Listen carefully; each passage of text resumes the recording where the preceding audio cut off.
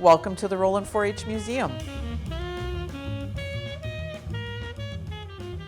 This is where we have some of our older artifacts from the Boys and Girls Clubs from the early 1900s and up to the 1930s and 40s.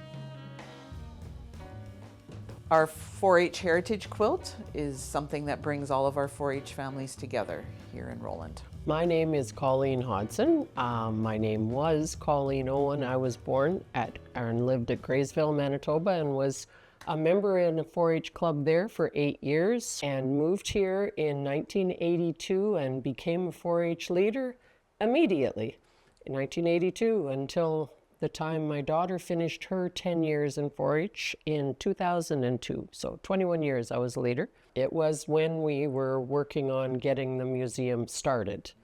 And that was when they asked families in the area that had a 4-H connection to collect neckties and donate them. And they were made into squares. I think there's 48 squares, and each square comprises one family that had something to do with the history of 4-H in Roland. They've been pieced together to make these squares, and then the 48 squares were pieced together, and it was hand quilted.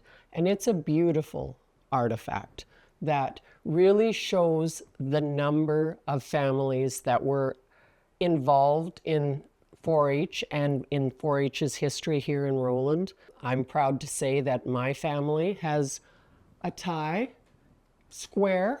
My husband's tie is up there. It's lovely. I think he wore it to his high school graduation. My father-in-law's ties, also lovely. And the plain brown, I believe, must have been Grandpa Hodson's. And Grandpa Hodson was one of the original members of 4-H in 1913. You look for the one that's your family, but when you're looking for that one, you see the ones that came from other families, and it makes you remember them, and it shows the importance of the longevity of 4-H, and that it's something that started 113 years ago, and it's still happening here today.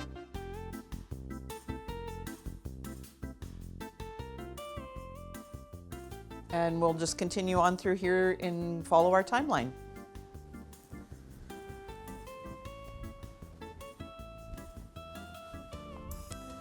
The donor of this artifact here still lives in Roland and is a great supporter of our 4-H program. When I was a little girl, about 10 or 11 years old, I had an interest in sewing through my grandmother, and we got a chance to belong to the 4-H club in Roland. It was called the Stitch and Smile Club at that time, and so sewing was one of the main programs that you could take part in. And the very first project that you made when you were in sewing was an apron. Of course, in those days, people wore aprons in the kitchen. This was my little apron here. It's a white one with little blue buds of flowers on it. I remember sewing it, I really do, because I think the hem on it is about 3 feet long. And I have stitches for hand stitches for every machine stitch on there. I thought it would take so long to get through, and it did. I felt like it took me days and days. Of course it didn't, but it felt like that. I also, the next year, because I enjoyed my time with the apron, I made a skirt. And this is the blue skirt that I made. We had different choices of styles. Some girls made gathered skirts. Mine happens to be one called box pleats. And again, lots of hemming that went on with it. I had an aunt who was very good at sewing as well, and she helped me make a blouse to go with it. And I remember modeling the skirt at our achievement night, and proudly wearing the blouse that went with it. Now, here it is here in the Roland 4-H Museum. And those were done in about 1965 and 1966, something like that.